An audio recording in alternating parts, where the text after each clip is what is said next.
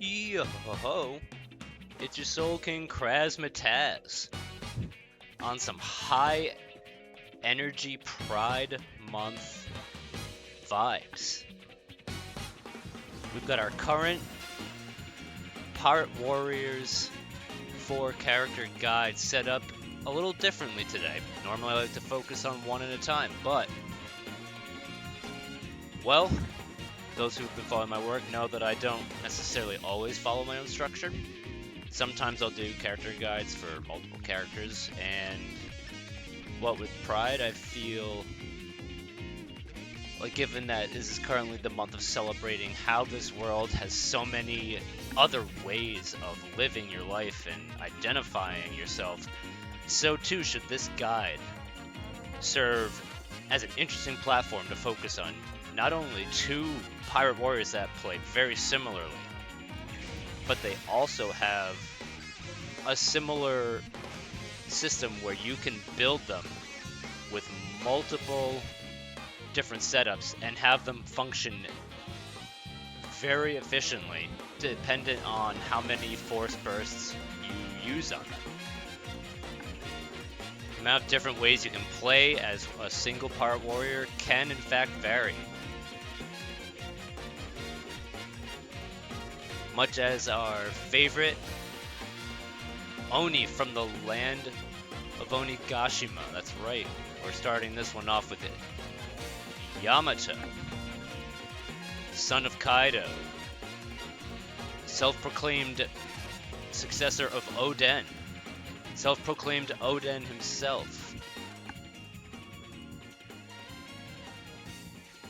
You'll find yourselves benefiting the most on determining how Yamato identifies by performing a WebMD search on Google. Just go ahead and Google WebMD, what is fluid? Without getting too far into the details of this article by Gabriela Picardo, MD, they define gender fluidity as a form of gender identity or gender expression rather than a sexual orientation. Relates to how a person identifies themselves internally and how they present themselves to the world. And we all know full well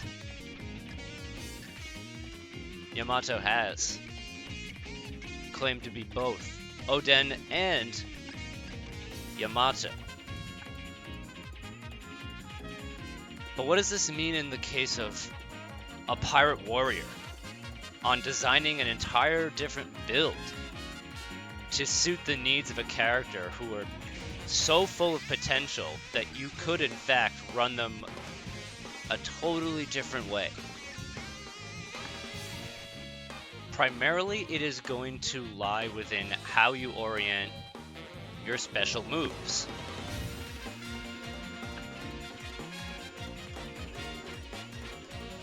There are some skill sets that you can run between each build, but ultimately, with the characters Yamato and X-Drake, you'll be focusing on a playstyle that blends their dynamic aerial combat in a fluid way that gets them back to the ground as fast as possible, and then allow them to also continue their combos from the air without missing a beat. The combo with these characters is literally infinite in its potential. Turning into their hybrid form further boosts Yamato's speed, literally turning them into a speed type. But by default, Yamato is a power type character. And so, for the most part, this does mean high burst damage, both in the ground and in the air. However, with Yamato's power typing comes a certain kind of simplicity compared to the guide that I plan on presenting with Drake. So that's why we will be starting with Yamato first, is the ease of access for Yamato's potential is a lot simpler and more accessible, particularly for newer players. They will be able to unlock Yamato's potential very quickly. So, we'll be starting by showcasing Yamato's power type build. For your specials, you'll want to run minimal specials, because in all honesty, Yamato's burst damage while in power type is so outrageous that you won't need a special that lasts for 10 years, unless you really just want the visual appeal of it. Which, you know, I might play around with the visual style of playing as Yamato's hybrid and as Yamato's power type, but this one is purely about competitive efficiency, about running specials that will deal high burst damage yields and not take a long time to come out. Your skills will want to reflect this as well. You'll want to have Hero Strength, Cheat Death, your core, right? Your core 4. You'll also want to be running Force Burst Enhancement and Burning Resolve. Burning Resolve, believe it or not, is the only means of stamina that Yamato is going to need.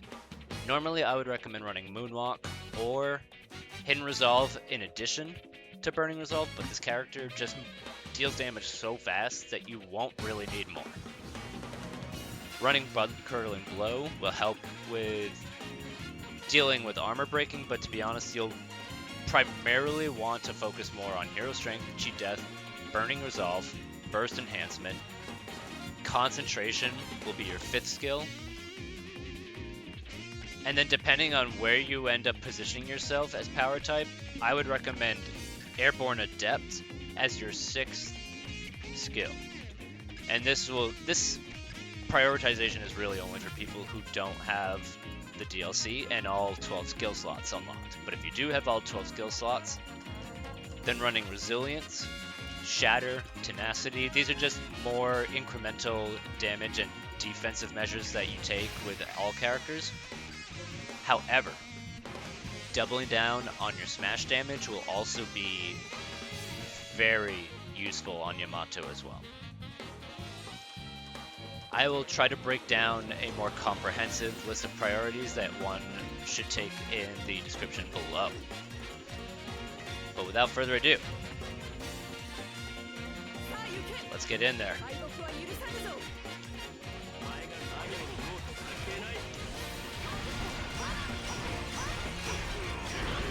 So there's your light string. Yamato just does a little like miniature Bagua, where they do a little bit of they round out the combo with a miniaturized Bagua that sends them forward a little bit. Your light, heavy,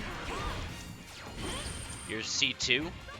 This particular attack is going to be one of your core attack strings that you'll be implementing, because it has multiple sources of smash damage in one combo string. So it's not the first 2 hits, it's the last 2 hits that have smash damage. So no, and then yes. An absolutely staggering amount of smash damage on those last 2 hits. And then you have your light, heavy string. This one is massively powerful for chip damage on armor. And by itself will also more than likely put an enemy in the low by itself. Then you have your light, heavy.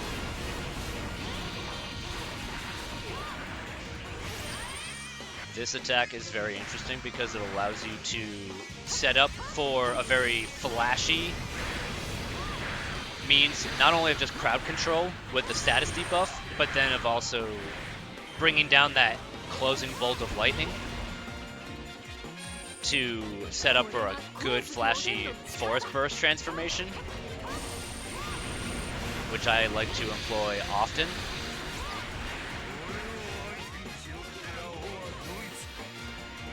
And then finally, you'll have your 1, 2, 3, 4 lights.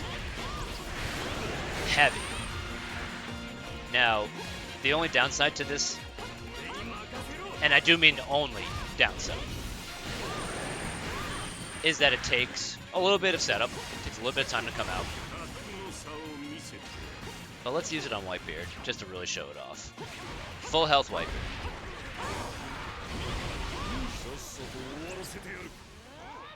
The attack missed and took out half of his armor by itself. Pretty devastating setup for any of your special skills. In fact, let's show one off right now.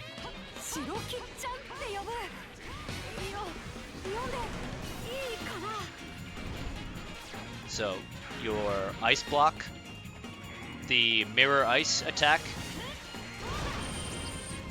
This attack has a very interesting secret property to it that my fellow pilot warrior Nylan has pointed out to me. And at first I was sleeping on.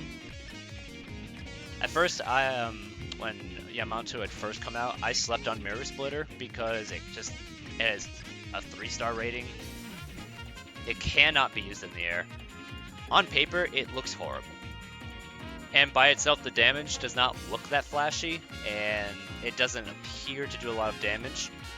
But that is because, according to Nylan, the attack has a hidden area of effect when you summon it that will proc the damage on the second swing if you're standing too close to the ice wall. The enemy will trigger the second hit on the attack where Yamato smashes it with their Maze to send chunks of it fly. However, if you are at the correct range where the summoning area of effect hits them without smashing the wall itself, then it will proc a secondary hit, allowing you to effectively double the damage on this move. So you just have to be at a specific range so that the aura hits rather than the wall itself. This special actually blew my mind when Nylan told me about it and actually inspired me to create the second build for Yamato. Now as for Narikabura Arrow, it's not necessarily required for the build, but between it and Yamato's other special skill, where you just do the little miniature ice mace swing, the ice mace swing special does not really do a whole lot, and given how Yamato's weird, unwieldy, like caveman style is in the air, Narikabura Arrow has this weird half-step hop to it that still happens whether you're on the ground or in the air. And if you're in the air, you can cheat around the slow wind-up on it by using it in the air.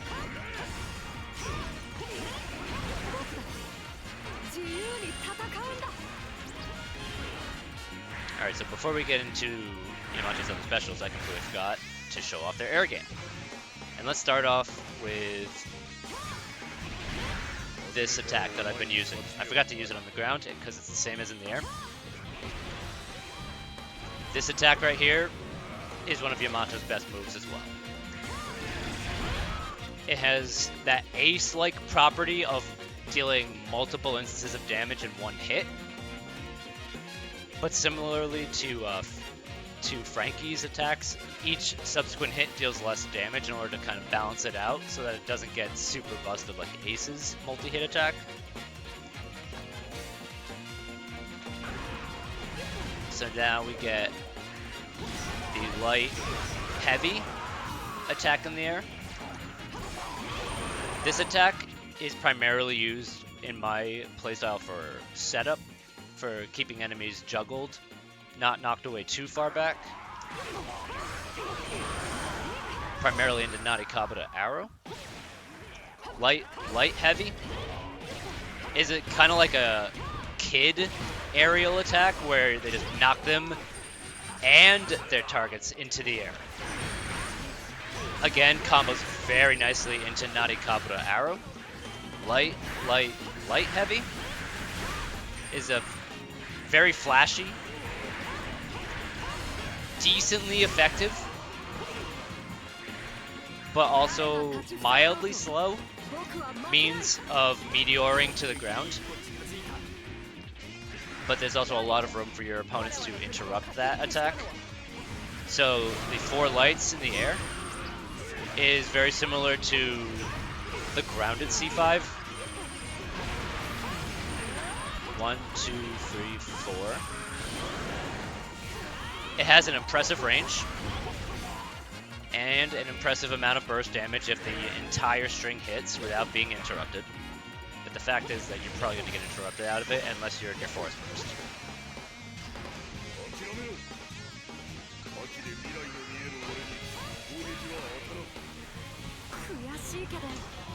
And then finally, we just gotta show off that glorious Raime Hake! That's right, the Thunder Bagua for your ult. So this blend of aerial and hybrid combat is your friend. Ah, damn. Let's go put Kuzan in an early grave. And maybe the Frankie family as well.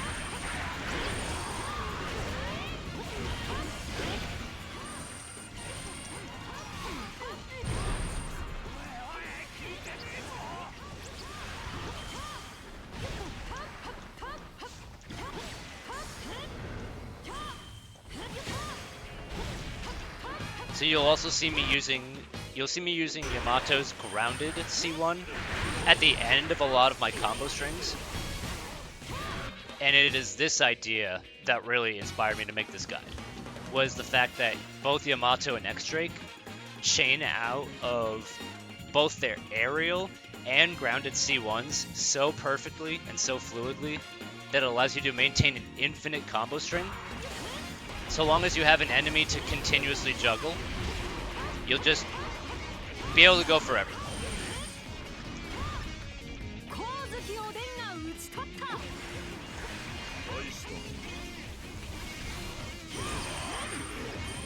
So you just saw the ice blocks moves trigger there.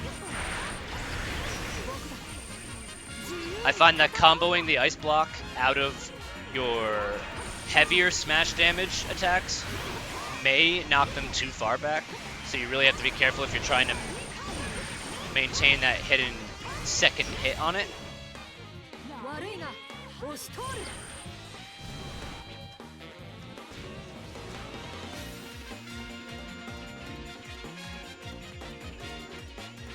And without further ado, let's show off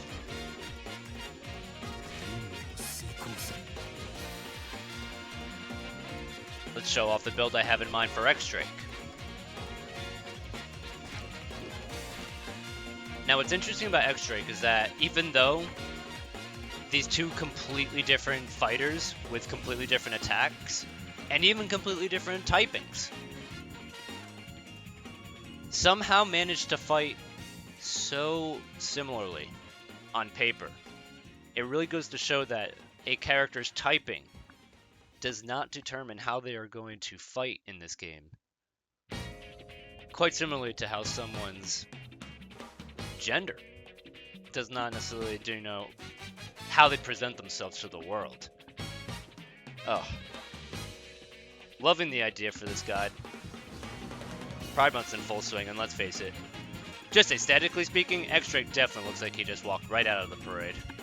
He's looking great. He's looking so goddamn fantastic. For some reason they called it a dragon fruit.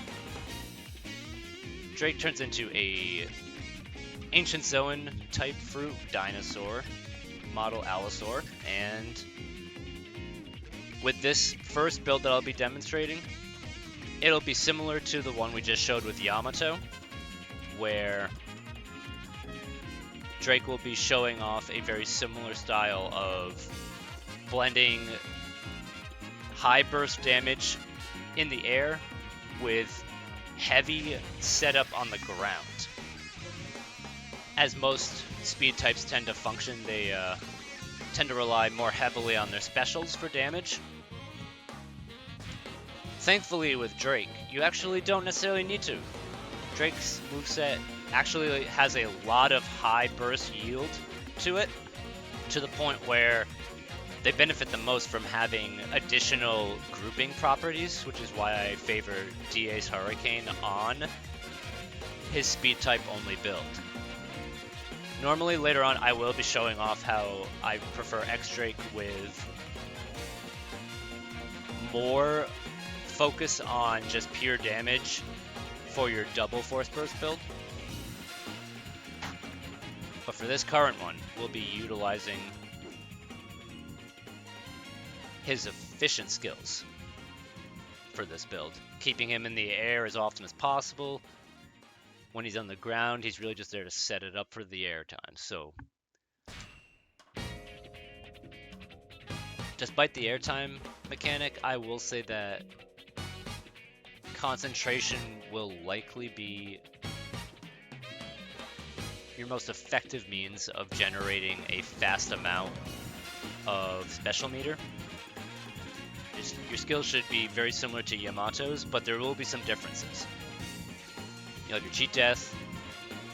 Normally you'll want blood curdling blow if your character has more armor clearing through their heavy strings, whereas most speed types tend to function more with their light strings, seeing as they have longer light strings than any other character in the game. In addition, I also do enjoy running Resilience on Drake. Normally I wouldn't bother with that with Yamato. Unless we're running both Force Bursts, then it just makes sense. You've got your usual, your Burst Enhancement, Hero Strength. I highly recommend Tenacity on X-Drake in particular. Same with Airborne Adept. And particularly, here's where the differences really start to pop up. You'll want Moonwalk, you'll want Deadly Cadence, and if you want Deadly Cadence, that also means you're going to want Hidden Resolve as well. You'll want a lot more defensive options on Drake, for certain. When you're running Deadly Cadence, you also gotta run Hidden Resolve. It's the best overall option to have seamless, uninterrupted combo strings.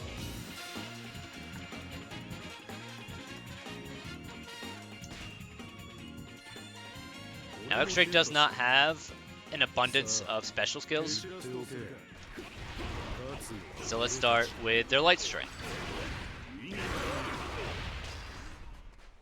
1, 2, 3, 4, 5, 6, 7, 8. 8 lights. Then we have their light, heavy. This one I like to use a lot as well. Very good setup, good chip damage. It also really flows well out of his grounded C1.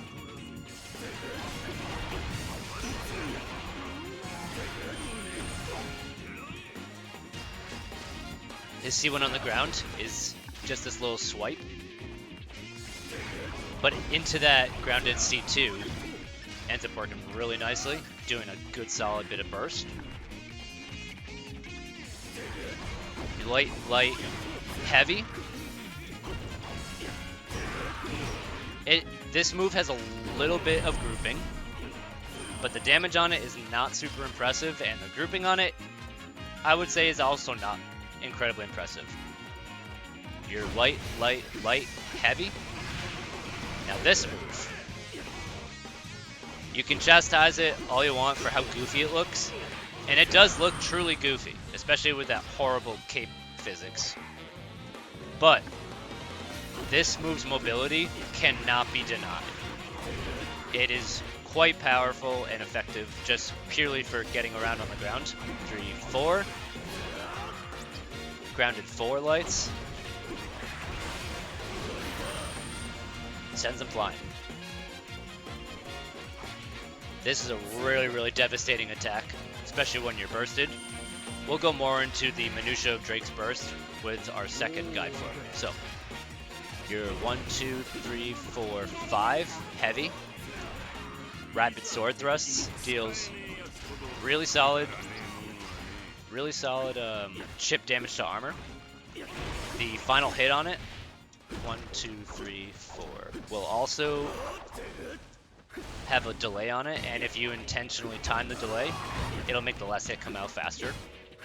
1, 2, 3, 4, 5, 6.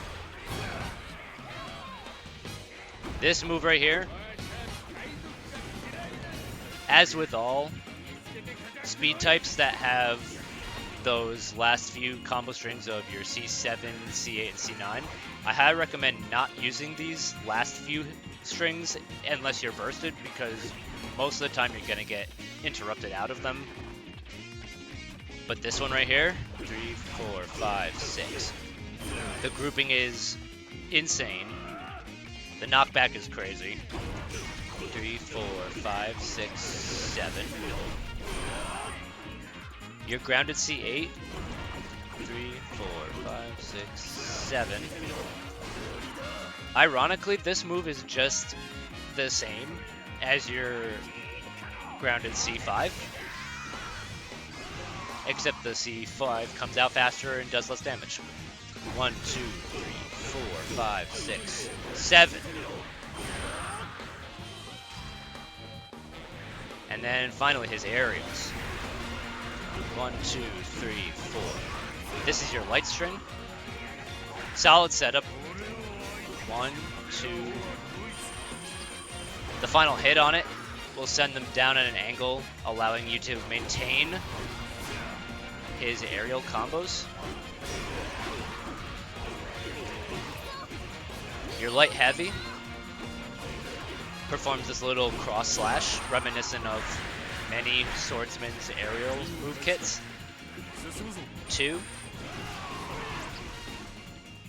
Speaking of reminiscent of other swordsman's aerials, we have his light heavy, which just gives him a tornado, and wouldn't you know it, he has a tornado for a special as well. Yes, guess what? All of the swordsmen in this damn game have a tornado. It's basically just a trope at this point. Light, heavy is the same as his grounded C4. His aerial C4 is his spinning move. You're 1, 2, 3, 4. This move I would highly advise using in the air. The grouping on it and the burst at the end of it make for a very, very pretty combo finisher. Against enemies of all types. They set up into all of your specials quite wonderfully. And your aerial C1, same as with Yamato, will get you to the ground rapidly.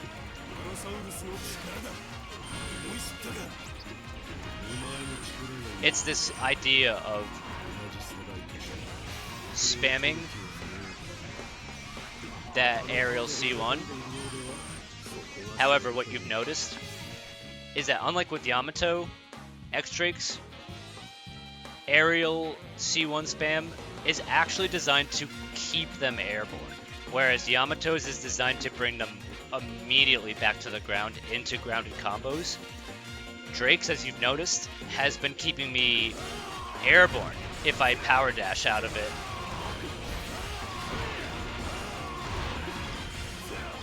And it takes a lot of momentum and timing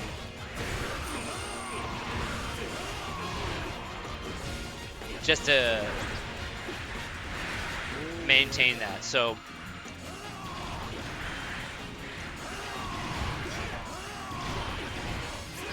it's all about the timing.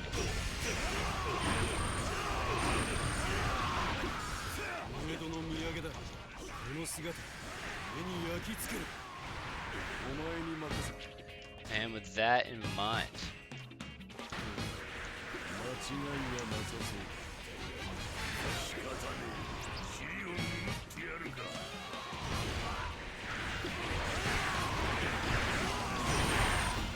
Let's get ourselves launched.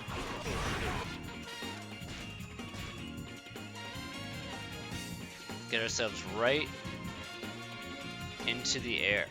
For this next section of the guide, we'll be outlining the ferocious zoan builds of these characters.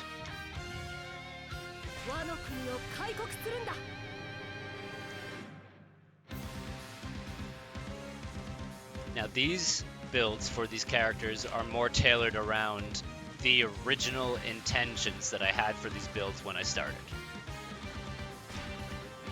Very flashy, not as efficient, but the damage is equally impressive and equally devastating. With Yamato's hybrid zoan build, you'll be able to make the most out of all of their power forms, all of their speed forms. The zoan form of Yamato turns them into a speed type. Another similarity that I find that they share with Drake, which is just a funny little coincidence. Power and speed types just reversed both in their functions and in how they maintain those same styles of combat. Yamato specializes primarily in ground combat, but in their other form they can also perform exceptionally with a little bit of added air game. That's right. Their skills will be just as adept at maintaining this weird dynamic. Although I will say that with a hybrid build, the zoan build for Yamato does not necessarily utilize as much smash damage as the power one. And if you find yourself really struggling, which you honestly won't find yourself struggling with this build, then you could just run another stamina tool in order to manage that stamina. But again, you likely just won't need to. I like to maintain Narikabura Arrow from the power builds simply because it's such a fluid and devastatingly powerful bit of burst damage. You're not gonna find yourself sad that you have it.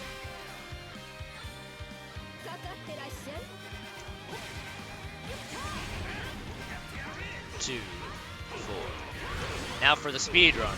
Let's show off the real tech.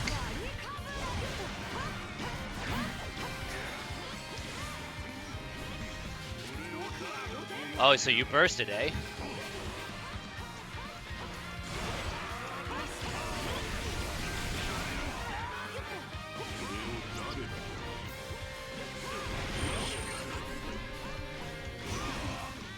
Oh, not fast enough, old man. Not fast enough. Up. It looks like he was. Yeah, that's right. I moonwalked that. I know that move like the back of my hand. There we go.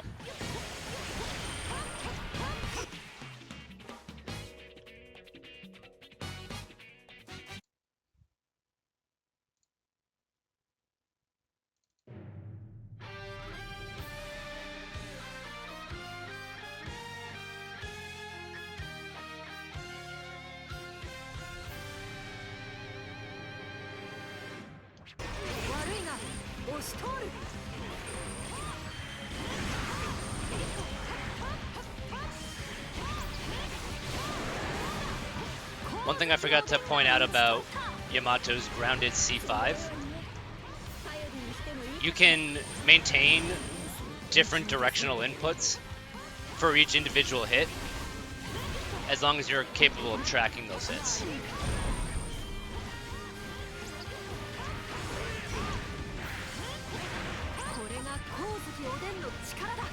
But now,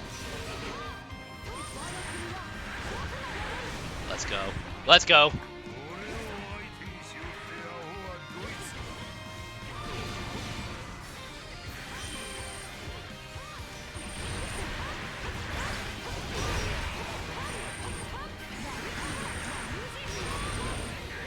One, two, three, four, five.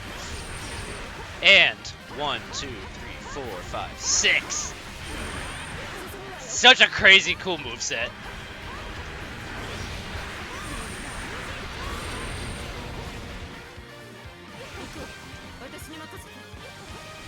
Let's go take down the old man.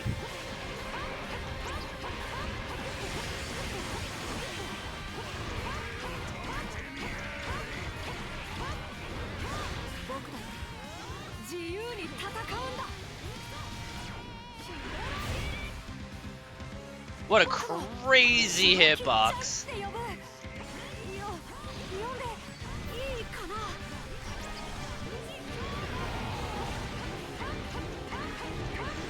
And you're done.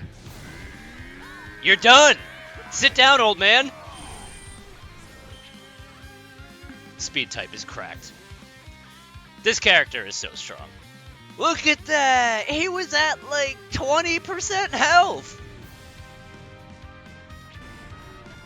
Defeated!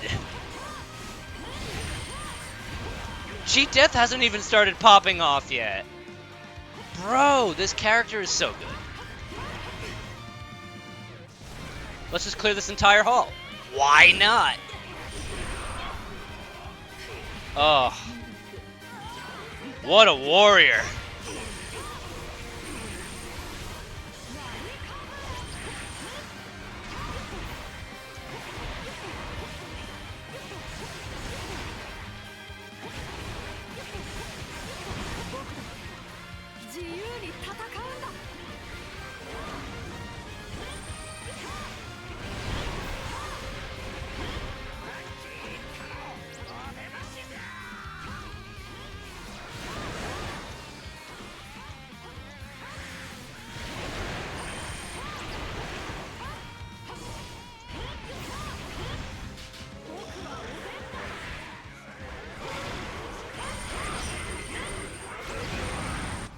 So on bounty missions, sorry to kill the action right as they were about to start piling in, but definitely when you find a transport commander in a bounty mission, make sure you have that power force burst at the ready. This is one of the benefits of having multiple force burst options at your potential.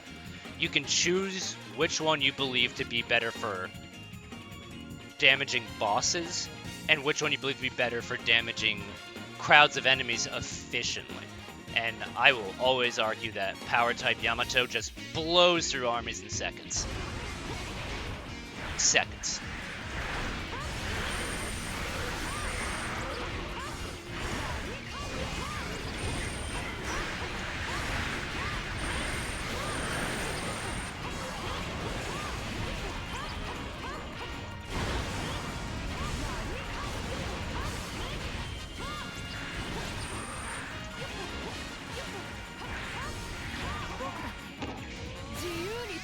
Let's just put a stop to all of this happening in here. Yeah, and as always, the transport commander in Bounty Hunter is a little glitched. It has a hard time spawning them in fast enough.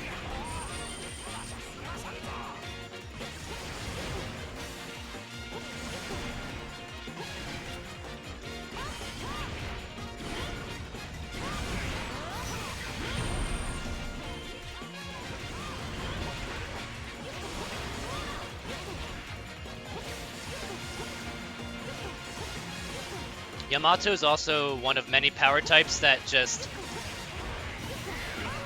does not have a very useful power dash. And it would actually behoove you to just straight up use that aerial C1 for mobility purposes.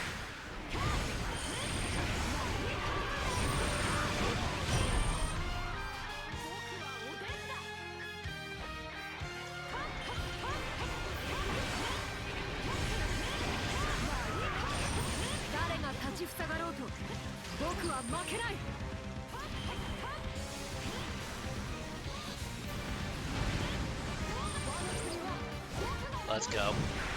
Let's go!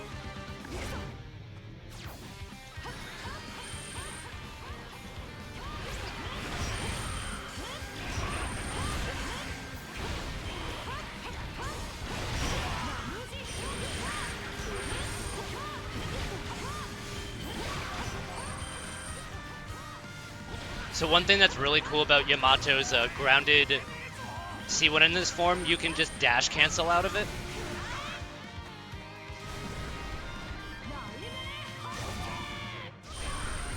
You also definitely, in your speed form, you definitely want to be careful about when you use that ult. The Thunder Bagua ult in speed form will take 10 years to come out. And you really only want to use it for when you know it's going to hit.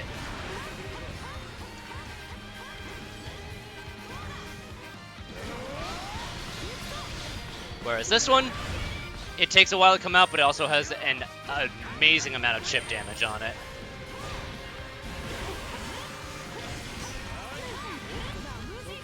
How did he burst that fast, dude? That's crazy.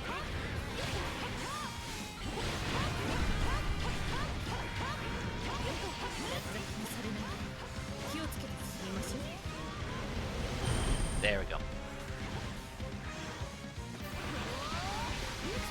Did not mean to do that. Admittedly, that was some muscle memory. All right. Let's just power rush this last threat way over here. Thankfully, we already have a bit of charge left. This is the other benefit of having multiple force bursts in a build. The other benefit is that if you're tactful about when you trigger that second burst, you'll already have a half bar of your next burst already charged and ready to go. Efficiency. Efficiency is the name of the game here.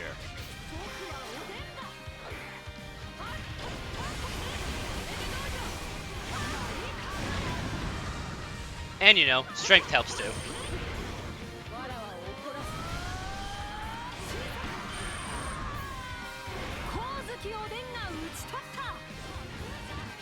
Nice. That's a great shot. Great way to end that particular run there. 5,000 KOs, 5,500 KOs in 8 minutes is actually pretty lackluster, to be honest, too. I've gotten upwards of 7,000 kills in the same amount of time with Yamato. This character is capable of just going on outrageous killing rampages without having to stop for anything. And now we'll be showing off how X-Drake does his zoan build. And just for fun, we go with his pre-time skip outfit for this one.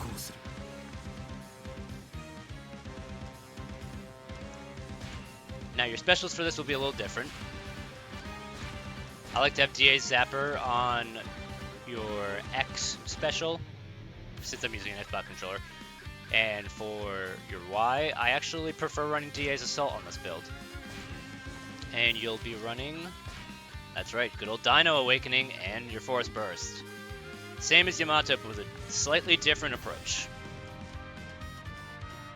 You'll be running the Hidden Resolve Deadly Cadence build with this, which allows you more power dashes without being interrupted, more consistent combos, which are required with a speed type, and with power type, it also lets you capitalize on more readily available burst damage options without being staggered out of every combo that your power form might have, which Dino form has a hard time. Dino form has a very hard time maintaining damage.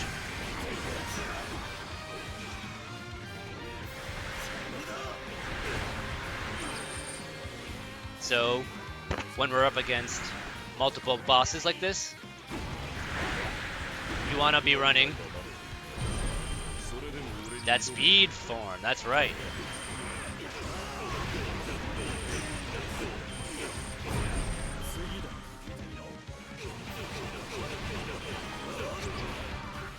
And you just want to overwhelm your targets with superior aerial control, aerial grouping, and grounded setup to chip away at armor.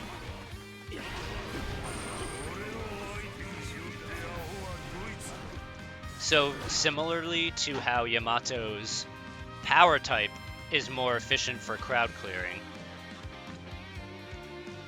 X-Drake's zoan form is more efficient for crowd clearing, but it is X-Drake's speed form that is more recommended for dealing with chipping away at boss health, whereas Yamato's speed form is better at clearing mobs.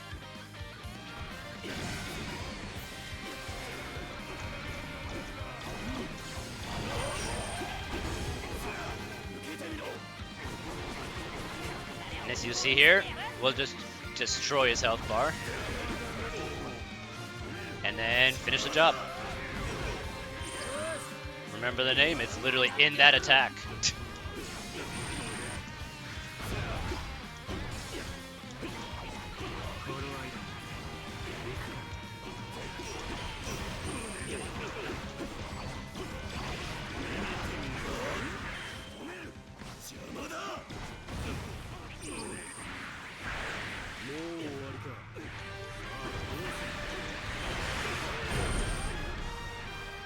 And he just continues to build this ridiculous amount of momentum, ridiculous burst damage. We have just enough sauce left in the tank for his speed form. And there, we begin the dinosaur rampage. What you just saw there was me using the grounded C1. 1, 2, 3, 4, 5 lights. 1 light into the heavy. This one right here, light, heavy, heavy. This attack is crazy. Absolutely devastating. Light, light, heavy. You perform this crazy charge, which really synergizes well with one of Dinosaur's specials, which is just a continuation of it. Great for mobility. Now you're light, light, light heavy. I'm not gonna lie, it's literally just the same as his ult. It's the same attack. It's not exactly subtle. They kind of just recycled the animation and then added some extra damage on it.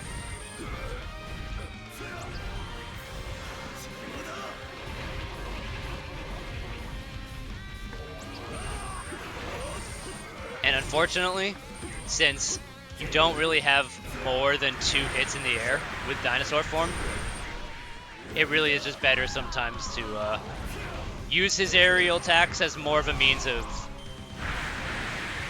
grouping enemies apart so that you don't end up finding yourself in a bad spot.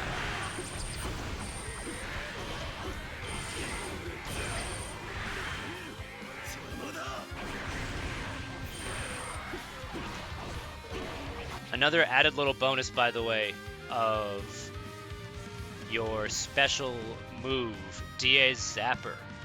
As you just saw, DA Zapper has that fun little aerial property that only certain handful of ults will have, where it actually keeps you maintained in the air rather than putting you immediately back to the ground. This property should not be underestimated with anybody that has an effective air game. Because if you can just keep maintaining that aerial,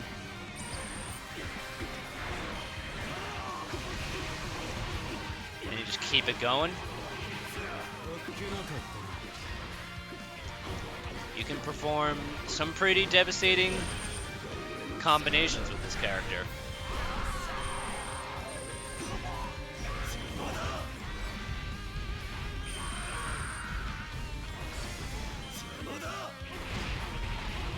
going. Keep that momentum. Y'all said that Dino was slow? Y'all said he couldn't get the kills fast enough? Oh, brother. What were you talking about? He's so fast. No, he's actually not that fast. He is incredibly slow.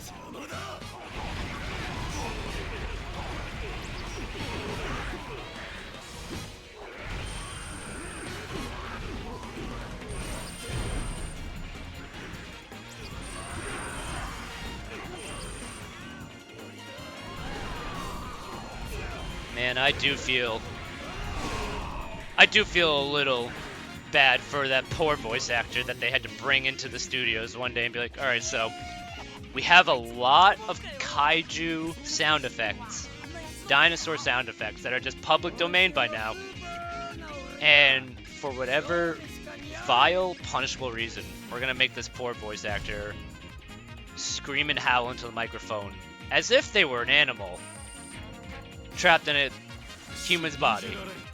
I feel so badly for that voice actor. But look at that kill count. It speaks for itself. 1,000 kills a minute. Who says that multiple builds is such a bad way to play this game? The world is a wonderful place, is it not, my friends? Till the next guide. See you later, Power Warriors.